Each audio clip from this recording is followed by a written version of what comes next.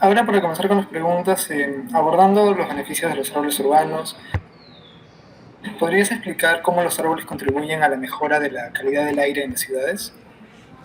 Bueno, claro que sí. En primera instancia, como nosotros sabemos y nos han enseñado desde la escuela, el proceso de la fotosíntesis hace que los árboles pues tomen CO2 de la atmósfera, tomen también agua y la transformen en azúcares pues necesarios para el sostenimiento de la planta, y como resultado de ese proceso se genera oxígeno. Entonces, de ese proceso que se nos explica mucho en las escuelas, pues hay una gran contribución a lo que es la calidad, a la mejora de la calidad del aire, justamente por la absorción de ese CO2.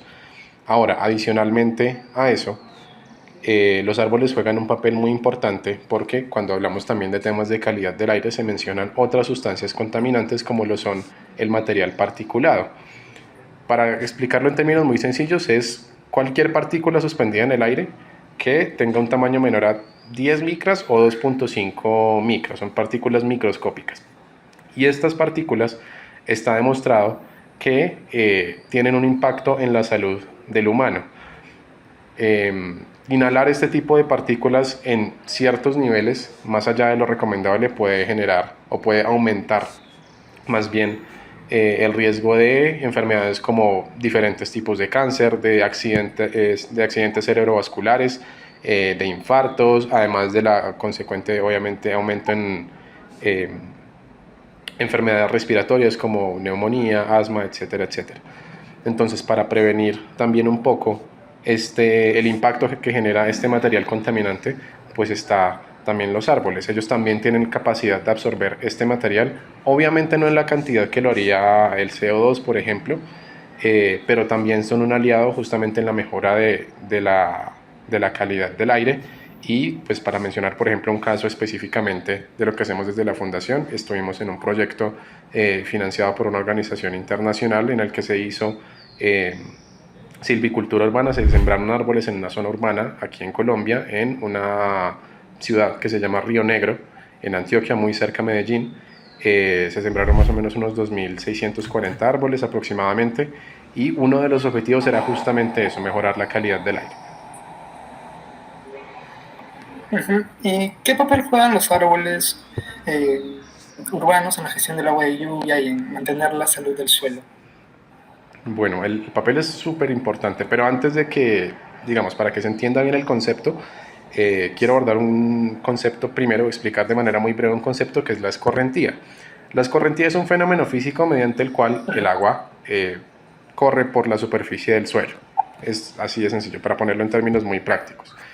Este fenómeno es lo que genera pues corrientes de agua o cuerpos de agua como ríos, lagos, etcétera, etcétera.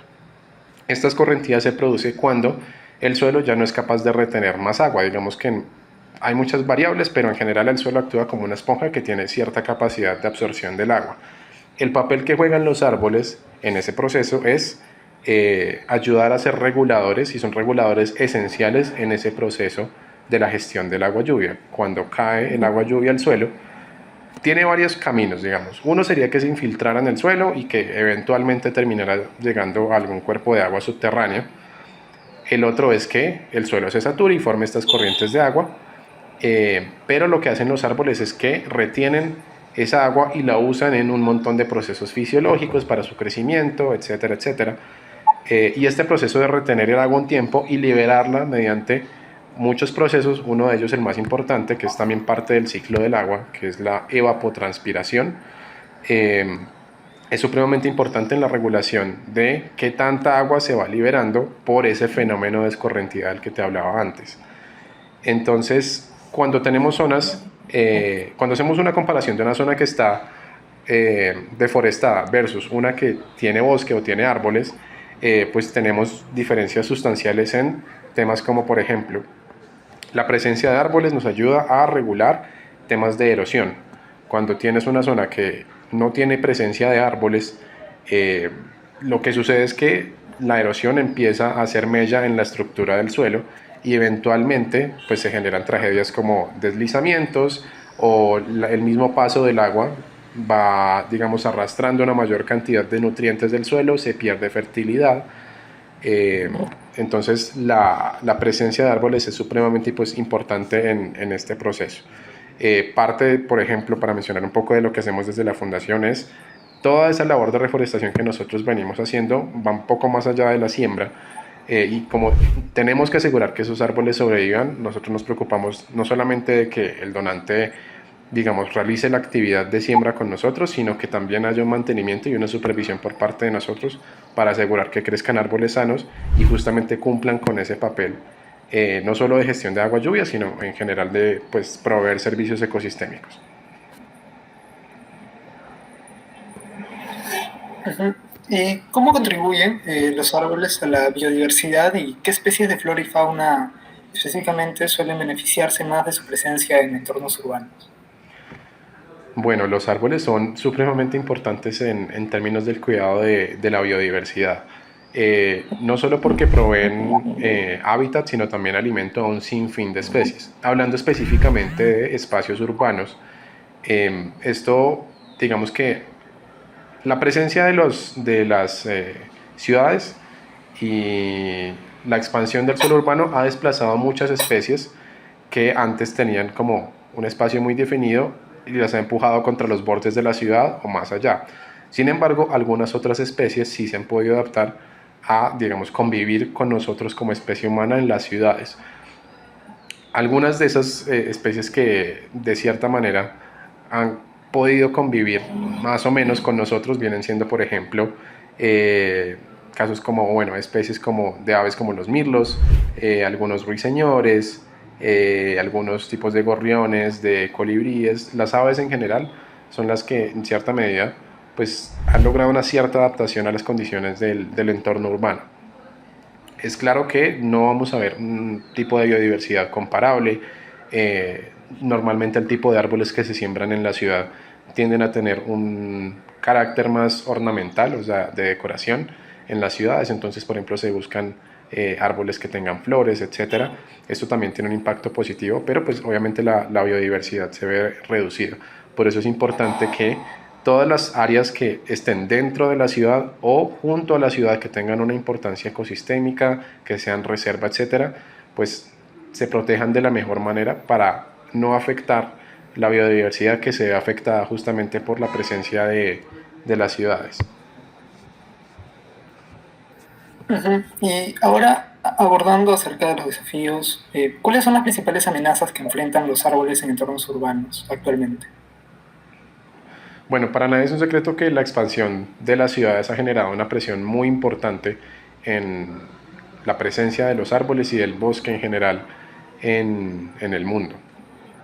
Eh, digamos que la expansión de las ciudades no solamente ha requerido la tala de bosques para tener un mayor espacio disponible para construcción, construcción de diferente tipo, de vivienda, de diversión, deportiva, edificaciones, etcétera, sino también porque justamente en esa manera en la que nos pensamos las ciudades, de pronto tenemos espacios naturales dentro de las mismas que luego se ven afectados porque como las ciudades siguen creciendo y la población se sigue desplazando desde las zonas rurales a la ciudad, se necesita cada vez, o sea, se tiene cada vez una mayor demanda de recursos de parte de las zonas urbanas.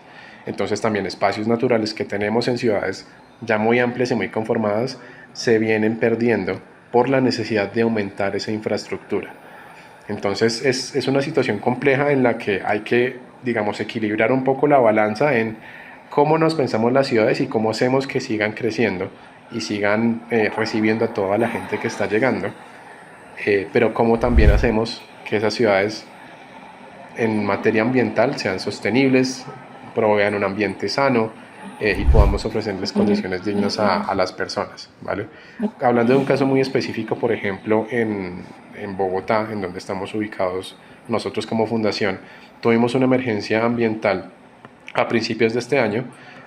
Bogotá está rodeada al oriente por una falda que llamamos los Cerros Orientales, que pues digamos aquí en Bogotá tuvimos una situación muy complicada en materia ambiental, hubo incendios forestales en esos cerros, la mayoría provocados lamentablemente por personas que dejaban residuos o incendios provocados. Eso tuvo una afectación supremamente grande en términos de pues, calidad del aire, en algunas zonas de la ciudad. los colegios tuvieron que suspender labores, bueno, un montón de afectaciones. En general en Colombia vivimos como momentos muy difíciles de incendios forestales a principio de este año. Entonces, digamos que lo que se busca en este tipo de periodos es generar conciencia, es lo que tratamos desde la fundación, y para abordar esas amenazas pues se necesita que nosotros como que hagamos un poco esa labor de educación, de concientizar a las personas y sensibilizar a la ciudadanía en cómo es o cómo debemos nosotros respetar el ambiente y qué debemos hacer, y el beneficio que tiene conservar en buen estado nuestros bosques y nuestros árboles, nuestro arbolado urbano. Ujú. Y finalmente, ¿qué acciones pueden tomar los ciudadanos y las comunidades para apoyar la conservación de los árboles urbanos? Bueno, en primera instancia, informarse, buscar iniciativas que les permitan tener herramientas para saber qué es lo que hay que hacer. La educación ambiental en este sentido es fundamental. Yo personalmente soy un firme defensor de que la educación ambiental, y en especial con población infantil, es supremamente importante porque son esos ciudadanos que van a recibir la sociedad de aquí a unos años y la van a dirigir. Entonces, cuando creamos esa conciencia ambiental en ellos, estamos generando un impacto positivo para el futuro, pero obviamente igual tenemos que hacer la tarea con todo el mundo. Entonces, lo que buscamos desde la fundación, justamente para apoyar esa labor de conservación, es, en primera instancia, hacer pues educación ambiental. Ya nosotros hemos hecho algunas acciones, como por ejemplo realizar webinars con toda la comunidad que nos sigue en redes sociales, tratar de tener contacto con otras entidades del gobierno encargadas de temas de gestión climática, de ambiente, etcétera. También nosotros como fundación hemos realizado alianzas estratégicas aquí en nuestro territorio, como por ejemplo la fundación como tal, Red de Árboles, nace porque existe una alianza entre Andrés Flores, que es el nombre de nuestro fundador, y el resguardo indígena Muisca de Cota, que es un pequeño municipio ubicado muy cerca de Bogotá, unos 30 minutos más o menos.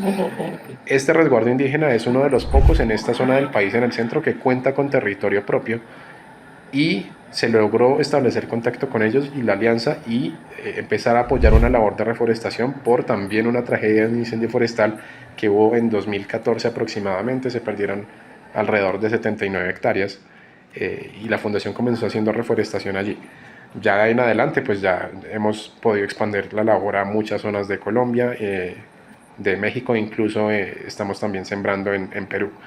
Entonces el llamado es a informarse, a buscar concientizarse sobre la importancia de los árboles, de todos los servicios ecosistémicos que nos proveen, eh, y también a tomar acción a través de organizaciones como la de nosotros, que reciben voluntarios, que se alían con el sector privado para luchar contra ese proceso de deforestación que viene realizándose no solamente en las ciudades, sino pues lo que ya conocemos, el proceso de deforestación que se viene realizando en la Amazonía y en muchas partes del mundo.